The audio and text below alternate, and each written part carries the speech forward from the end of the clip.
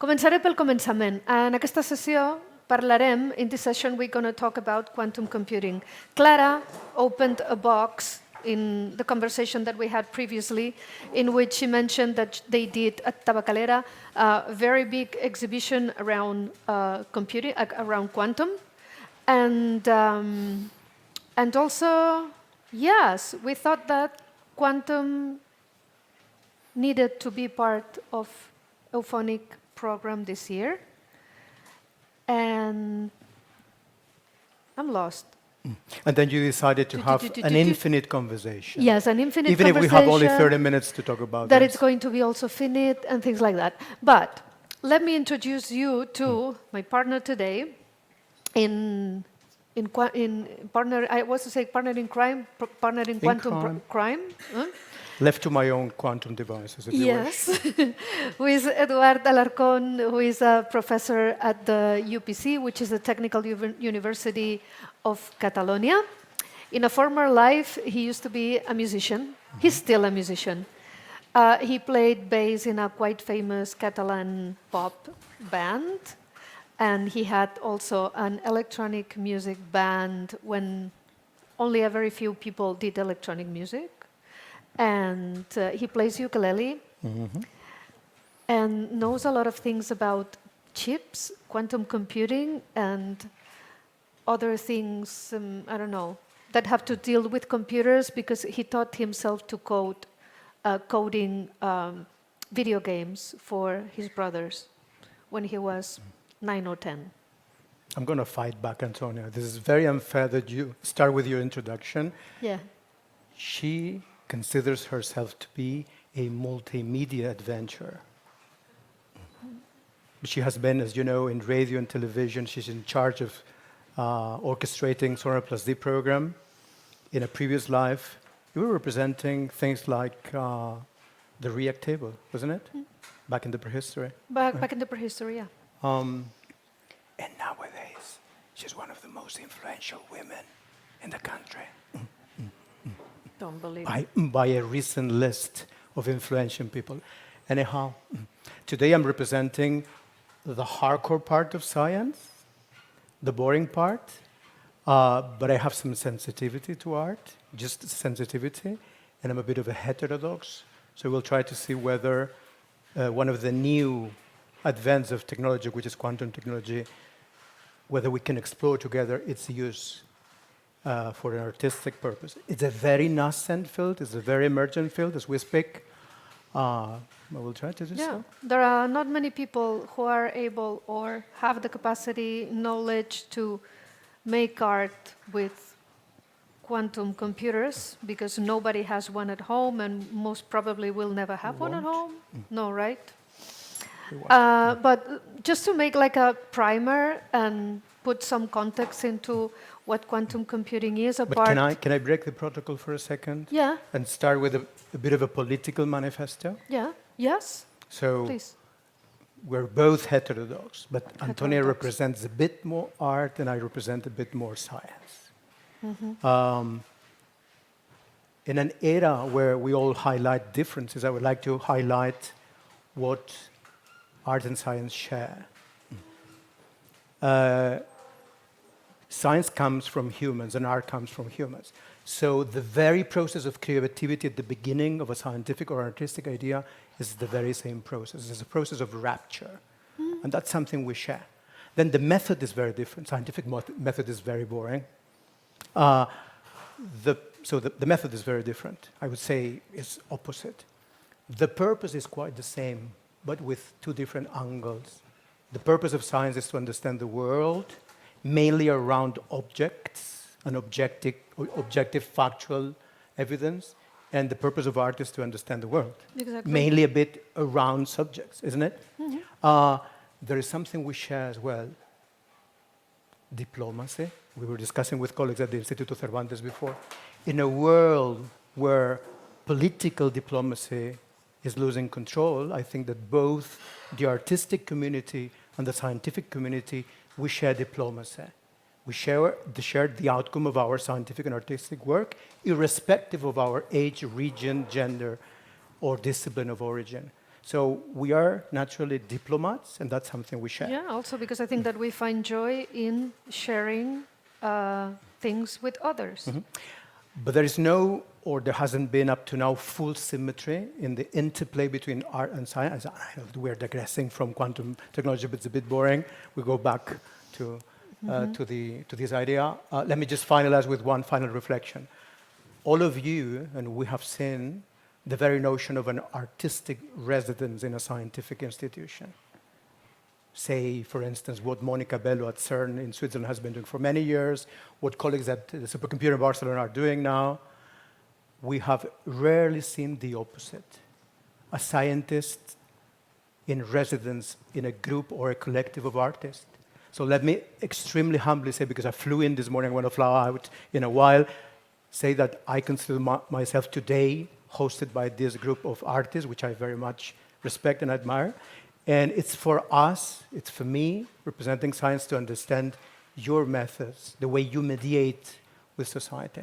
So I think that we need to reivindicate and reclaim more conversations and more scientific residence in artistic communities. Exactly. So all of you who run a cultural, artistic venue, institution, a festival, whatever, why not a scientist in your team for a while, or curating something?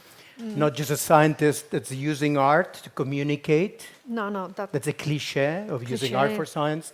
A science that understands your methods, your purposes, your outcomes, and perhaps contrasts your ideas whenever your ideas consider technology or digital technology. And that we go back to technology.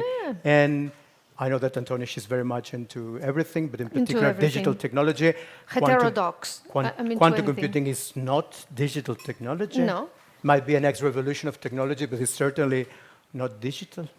No, because it's actually non-binary. Non-binary. Or analog. Yeah. Or wave computing, so it's a different thing. Is anyone intrigued? So if I sound too professorial, just stop me if you think you've heard this one before. But perhaps the audience is a bit intrigued to know what quantum computing is, or not yet. I know how to explain binary and non-binary for dummies. So if somebody is a bit confused, so we have computers, right? And computers are considered digital machines because they have numbers in them that are zeros and ones. 0, 1, 0, 1, 0, 1, 0, 1. Black, white, on, off. Male, female, that's extremely binary. And it's always like different combinations of those two opposites. But then when you enter into the realm of quantum computing, things are not on, off, black, white. They are black and white at the same time. They are on now, but off then, and on and off. And they are male and female, and they can be whatever. Antònia and me, we have been sharing the stage for years now. That's why she's introducing quantum computing now. Like a pro. But it was very, very intelligible. The myth is that quantum computing is not easy to understand. It's close to unintelligible. The reason is that back at the bottom, it's based upon quantum physics, and quantum physics is really difficult to follow. It's difficult to understand. Then you might want, so I will use a metaphor or an analogy in a second, so that we understand what quantum computing is and can be in the future. But before that, let me recall a bit of a history. I'm not going to be archival or academic, but the very first notion of a quantum computer came 44-ish years ago by a Nobel Prize in Physics, Richard Feynman, and they wanted to simulate with computers nature, and in particular the way atoms bond and how we create chemical bonds and biological structures and etc. One gigantic supercomputer took years to solve these mysteries of nature. And that person said, can we just flip the approach and actually use nature and physics and quantum physics to implement a quantum computer that models and understands that quantum physics that's in nature. So a quantum computer, opposite to the digital computer that's in everyone's hands now, it computes with nature. It computes with physics. In a sense, we are playing God and Goddess by manipulating atoms. If I would run now a quantum algorithm that's already a tangible reality and send a bit of a quantum software to one of the existing machines, apart from the one in the Basque Country and the one in Barcelona that's already installed and works. One of the first ones is in IBM headquarters in Jordan Heights, north of New York, close to where Hillary Clinton lives. I will send it now, and we will manipulate the state of one atom and get a result back. That is not just a scientific marvel, I think that that's very poetic. So you are playing with nature, you're manipulating the state, the quantum state of atoms, and use that manipulation to compute. Do you have an app to do that? Not yet. I'm kidding. Not yet. I'm a bit a neo-Luddite. I'm against cell phones. So I design and I program supercomputers and quantum computers, but I dislike cell phones. Huh? So if you stay with me for a second, let's try to visualize that metaphor. Mm-hmm. You are playing with nature, with the state of an atom to compute. Quantum computing is a statistical way of computing. So if ever randomness has an artistic use, a quantum computer can really, genuinely, purely generate randomness. It's the randomness down at the level of the atoms. So it's computing statistically. And what we do is manipulate the quantum state, not of one element, that's the qubit, that's the counterpart of a bit, 1, 0, qubit, non-binary. Not only you have quantum superposition, means that the state in the atom can be at multiple states superposed all together at the same time, but you can have infinite states. So it's an extremely rich way of capturing information. If you recall the theories of Claude Edward Shannon, a bit just is 1, 0. So that's why we need petabytes of information to describe the world. Whereas in one only qubit, one of the synthetic atoms, we can incorporate a very rich amount of information. So that's why one of the reasons a quantum computer is not, and it's going to be a faster computer. It's going to be a very different and a very richer computer. That's what people think. Like normally when they talk about quantum computers, people only think about hacking the blockchain for cryptocurrency or running like super fast machines for AI or... If you talk about quantum computer to the AI community, then they are falsely in love with it because they think that they're going to accelerate AI. Well, no. It's just computing differently. You're very right, Antònia, in saying that a bit ironically or a bit unfortunately, the very first potential use of a quantum computer will be hacking. And we know very well that technology is not neutral, it's not bad or good, it's just ambivalent. And it depends upon the balance we give, the use we provide. So ironically, the first usage of a quantum computer could be to break the cryptographic codes with which we do classical communications. And sorry for the digression, but I need to end up using the metaphor, and then I'm going to say why a quantum computer can do that breaking of the cryptographic code. A quantum computer is a collection of manipulable atoms that it's not analog computing, it's a bit closer to wave computing. They are entangled. Anyone in the audience has heard about quantum entanglement, entrelazament quàntic? That is a difficult thing to describe. Even Einstein 100 years ago said it was not true. Now there is a lot of evidence. The idea is that the quantum state of two of these extremely tiny elements is kept the same irrespective of the distance. Even if you go away millions of kilometers, the quantum state will be the same. Einstein was against that. This has been proved. There are satellites that now send quantum states that are entangled even at 1,000 kilometers. So something that happens at the nano-atomic scale really can be seen at a dramatic distance. That's the principle. The second principle we use in quantum computers after this idea of non-binary or superposition. We use entanglement. We have all these synthetic atoms, and they are entangled. And here's the metaphor. A quantum computer that works radically different to the regular computers we have is like, visualize, like a snooker table, where you have all these spinning balls, or Billar. spinning tops. You just have a collection of spinning tops, and they are all together entangled. They just touch together the things. Nature solves the problem. A quantum computer won't do everything, won't be a general purpose computer. Don't imagine that a quantum computer will be in your laptop or with an operating system. It's going to do very few things dramatically different. For instance, optimization, which is very boring for you, I guess, but it's at the center of many problems in humanity, and prime number factorization, which is the way with which you take a number, you factorize it, it's a prime number. That's the way we do cryptography in communications. So a quantum computer could crack the code in the way we now have secure communications. You would need a large supercomputer spending 100 years doing that cracking, and a quantum computer does it like this in a second by virtue of nature. You have all these atoms that they entangle, they relax, and they solve something. It's radically different. It goes beyond parallel computing. It's just computing by nature and waves. Sorry, I'm just trying to share language and jargon. But that's the idea. A computer that's radically different, that's based on the laws of physics, that does a few things, not faster. Things that are unsolvable, not by this, but by the gigantic hypercomputers.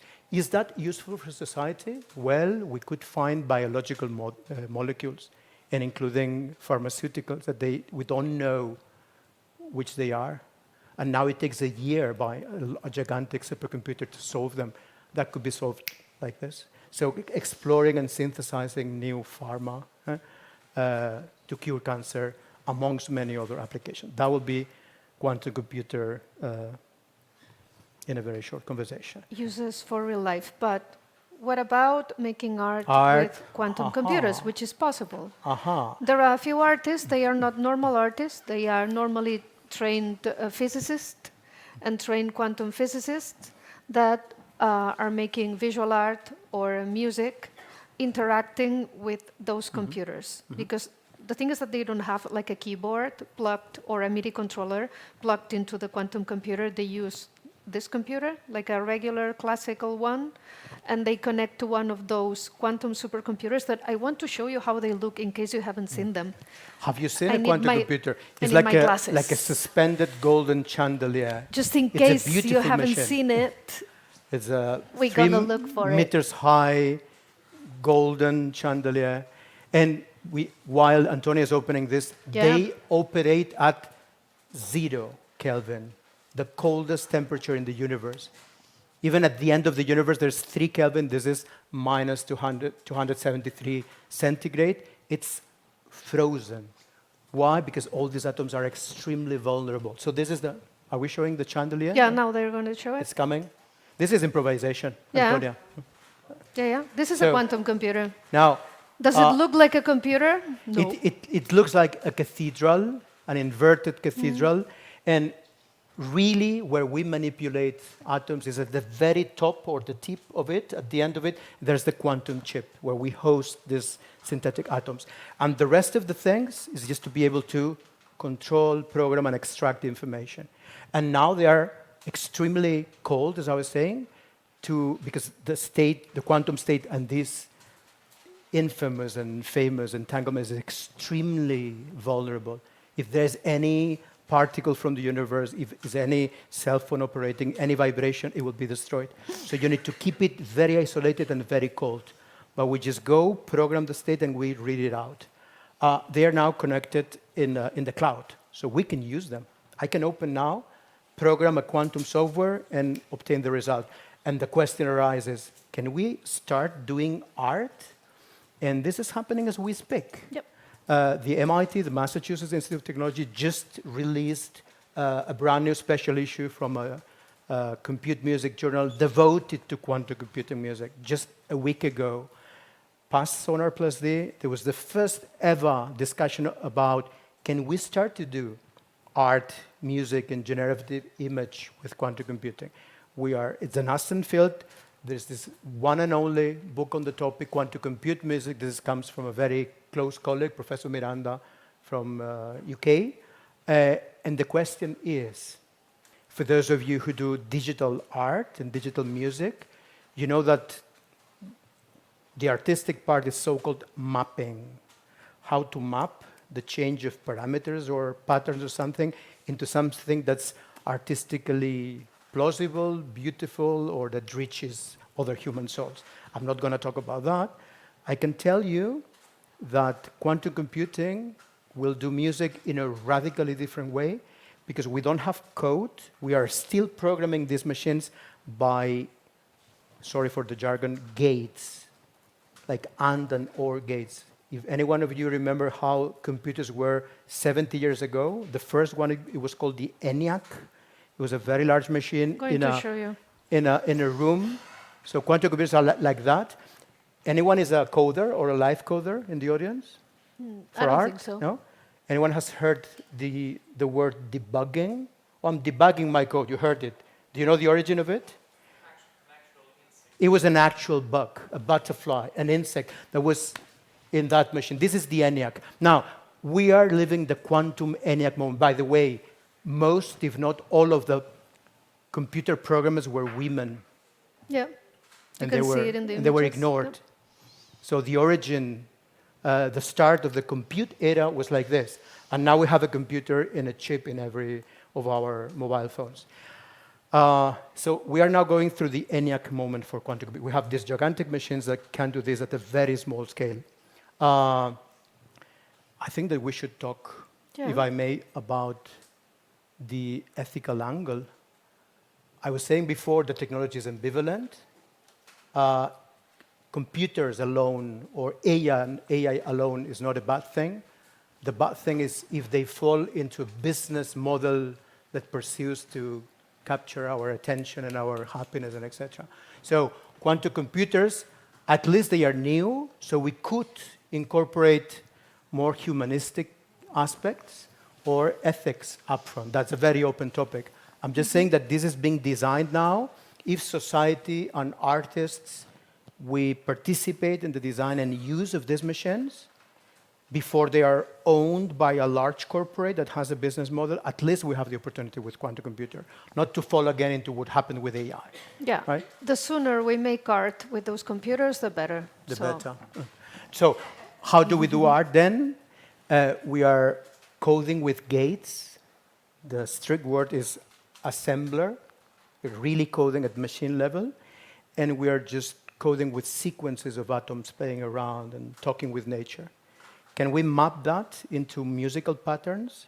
So the opportunities will be used through randomness. And then something very, very, very beautiful. It's a bit abstract, so apologies if it's a bit too abstract. In regular digital music, you code your music bottom up. You have a code, and then you say, I'm going to do this algorithm, this loop, etc., and then I have a drum machine, or I have something. In a quantum computer, it's more like a bird's view. You need to have the whole thing and say, I'm going to entangle these qubits, these atoms. You think, if you are system thinkers, because I think that artists are very good system thinkers, you need to think system-wide, like the full computer. You entangle your thing, and you allow that to relax. So the way to do music and art will be radically different, but we don't know. We scientists, we don't know. So I'm trying to share with you the expressive capability and the opportunities for you to explore this as an artistic medium. Because if you allow scientists to do music, it will be very mediocre music. So that's the opportunity. Actually, I don't know how much time is left. Infinite conversation. 10. Okay. Oh, okay. I can share with you. So, thanks to Vicente Fibla, I fell in love with Terres de l'Ebre. We came past Saturday to Botcamp. And in front of a church, a medieval church, we heard the first ever quantum music code. So are you ready to listen to just a sample of quantum music? Yeah. This was heard... Not many humans have heard this before. This was heard... We are very, very privileged right now. This was heard, and this comes from the first PhD thesis on the topic that was defended 3 weeks ago in London. So, okay, I'm very bad with computers, I'm sorry. But this is coming. Is it coming? Yes, it's coming. So I'm going to improvise with this. I'm going to break the protocol. Are you ready to listen to this? This was heard in Barcelona a month ago. This was heard in forgot the name. Freginals. 1 week Freginals, ago. do you remember? Freginals. And this was heard 2 weeks ago in Boston. In at MIT. Barcelona, Freginals, MIT, Freginals, and Freginals, now MIT. Tortosa. Hold on tight. I'm very bad with computing. I forgot about this. So very bad with programming, but can you hear this? So this is just, is the microphone on? This is just playing with random sequences, but what about this? Can you hear it?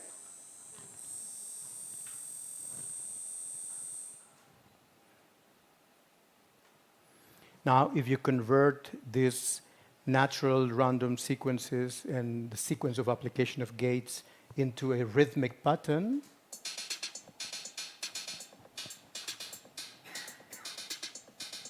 and this probably is very mediocre because it comes from a scientist. Now, the challenge of the opportunity is yours, you digital artists, to engage with this. What else do we have, Antònia? What else do we have? I guess that, do you have questions? Because I know that this is incredibly overwhelming. It's too much information. I apologize. I You know. see, the quantum is on and not on at the same time. No? It's not obedient to humans. If you have a question, feel free to ask it. And En català, en castellà, en esperanto, en hebrenc, en English. Charlotte. In French, you Yeah. polymaths, you polyglots. Polyglots. In lleidatà. I have a question because you were speaking about the fact that the quantum machine, the quantum computer is still in process and it's a moment to use it to avoid that it stay only in certain hands. But who owns a quantum computer now? Is it the industrial like Google, etc., or is there a possibility, MIT or a free possibility to work with artists, where we can work with artists and a quantum computer? That's my question. A very beautiful question, a very difficult to answer. If there are no hidden cameras, I'm going to ask to close the microphones. Because the Interpol might be listening to this. Now, first, what's the state of the technology? Now we have quantum computers with around 1,000 qubits in one chip. And IBM is going to have a few thousands in the next 1 or 2 years. To do something meaningful scientifically, we will need 1 million qubits, 1 million of these atoms. In a regular computer, we have trillions of transistors. So we are not there yet. We're not doing something meaningful, but there is something called quantum literacy. It takes a lot and long time to learn and understand and be able to understand the You don't need to know quantum physics, but you need to understand the rudiments of this and be able to program quantum software. So the community is getting ready while the scale, so this is like the ENIAC moment, literally. Who owns this nowadays? Well, all major companies are betting on this technology, not unexpectedly. IBM in New York, Intel in Santa Clara in Silicon Valley. In Europe, we have many.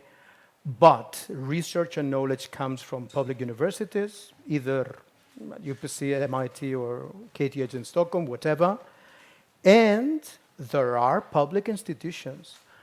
After the Basque Country, there's another one in Galicia that has 1 qubit, and it's a beautiful machine by Fujitsu.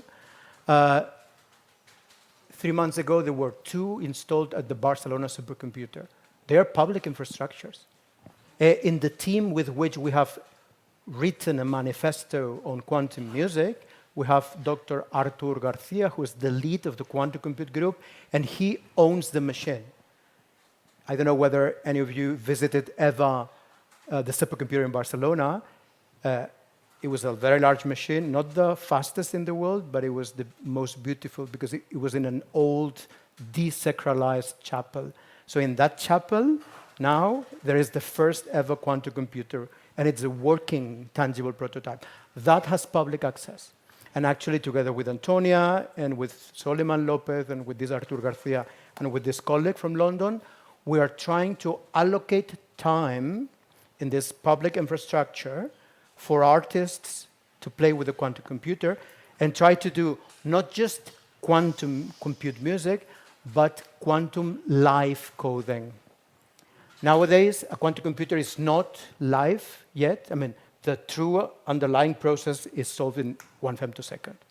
But now there are latencies. They are in the cloud. Probably I will send now the code, and it will take 5 minutes to go back. So you cannot do a human-in-the-loop or live coding. But if we go to the supercomputer, which is a public infrastructure funded by the European Commission, the Spanish government, and the Catalan government, we could allocate some time, and we're working on that, to have artists sitting and programming this and having music live in the loop. Also, if there are any digital artists, the ones that participated, Kik, for instance, like IBM has a toolkit which is called QSkit, which is basically a piece of software that you can download to your regular classical computer, and then you can interact with the IBM quantum computer, which is basically what the, 5, 6 artists that are working with this technology do. Yes. Yeah. Like Libby Heaney, for instance, maybe you have heard about her. She uses the IBM QSkit is the way. It's IBM owned. It's just to program with quantum gates. If you would like to play with the musical capabilities, I'm not an author of this. Okay, it's still alive. But this is called Zen, Zeta, E-N, at the University of Plymouth, P-L-Y, Plymouth. And it's a browser-based. Actually, when I was past week in this Eufònic botcamp, I asked some of the live coders, including Libert, who is now painting crosses and doing Gregorian music. I asked, do you want to use this to start to see the possibilities of quantum computing? So we start to have access to software frameworks and environments, and I really hope that the artistic community is going to explore this as a different way to mediate and communicate. Well, and also like these tools that are done at the Plymouth University, they are like for music. The IBM computer, it's more for visuals, because there are like people working with video games and things that have like a visual engine. Yeah. There is something I didn't raise because it's very misleading. There is a very emergent field which is called quantum machine learning. I actually have 3 PhD students with CERN in Geneva, and it's not what it sounds. It's not faster machine learning. No, it's just the opposite. It's you leverage this entire... Slower machine learning? Slower, natural, not artificial, very natural machine learning. I like you it. You allow nature and physics to entangle and learn things and model things about the world. So quantum machine learning, which is a very hot research topic, can be applied for image processing, and therefore for images in whomever is doing graphical art. I'm going to make a dumb question. That means that if you say this is not artificial, it's nature, can we think that quantum computing is natural computing? It's far more natural. It's physical compute. It's physics computing. It's less technological. There's a lot of engineering and technology to have the machine running. But at the core of it, there is this real and truthful and poetic fact that nature and physics is computing. ¿Cómo te quedas? I know, I'm sorry. I was trying to use poetry to share this. If you want, I can tell you the hardcore principles. No? It's a bit evocative, but that's what I think it is. Evocative.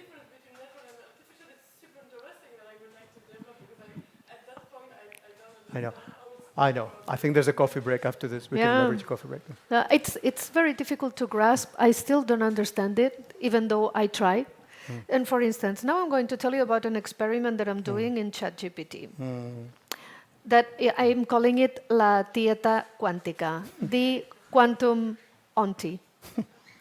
And what does that mean? basically, it's like a superposition of all of my aunts. In my family, there are lots of women, so I have a lot of aunts.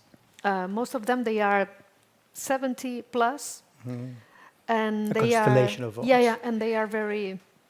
And then I thought, I'm going to program a GPT called the Quantum Auntie, which basically I trained a GPT with stuff that my aunts say, all of them, things that they do. For instance, I'm starting to mix them all together. Like my aunt, it's 72. She used to be a civil servant. She likes to knit, or she likes to do this or that. But this is just a combination of all of my aunts, so that I have just one aunt there on the GPT that I think it's a superposition of all of my aunts. Am I right, or I've made this up? You can call it non-binary in an evocative manner. Yeah? In an evocative manner. But so if we start talking about AI, this is going to be an infinite conversation. Yeah. And I think there's a paella waiting outside. But it is true. I mean, we've been discussing about AI. AI is ambivalent as any other technology. It's just that it's not just a tool, a hammer, or a computer. It's trying to mimic human cognition. It's trying to mimic, and I put emphasis in both. So it's very far from mimicking human cognition, but it's trying, and that's where the danger is. The danger, of course, is coming from the fact that the business model is coming from large corporation, but it's a technology that mimics human condition, and you artists need to think that, hey, at the beginning, I said, you understand the world by understanding subjects, and we understand objects. So this object that the machine does an AI code, it's trying to emulate a subject, and that's the true novelty. So I'm not going in that arena, but I can tell you that people start talking about, which is the highest mystery in humanity and humanism and philosophy and science and art, human consciousness. So one thing is human cognition. It's easy to reproduce by an algorithm or not. Another thing is human consciousness, our perception that we are alive, that we see, that we touch, that we perceive. Then some people say, for instance, Nobel Prize winner Sir Roger Penrose, who is 90 years old, he's saying that the way the brain connects different areas out of which consciousness emerges as an emergent process, it's a quantum process. So people start to investigate on quantum consciousness. Whoa. So it seems that the way we connect different neurons, I don't know whether there's any biologist in the room, you have the neurons, you have the dendrites, and down there is something called the microtubule, a very small, tiny cylinder. Within that, there's a quantum state. And the quantum state inside each of the neurons probably is communicating with the other one. With the other one in the same brain, not across brains. Oh, Not damn. that I got you super wanted excited. To have, I know, Yeah. I know. She's always one step beyond science, I know. But you see, quantum consciousness might be a piece of art that touches science and vice versa. And I think that might be the end of the conversation, or not? Yes, I think, but I'm not sure. I've learned a lot of things, but I'm Did you? more confused than before. I apologize. And now, now with the perspective that there are quantum consciousness, that's going to keep me thinking for a few months. Like an infinite conversation. Yeah, like an infinite conversation. Thank you so much. The pleasure was ours. Thank you very much.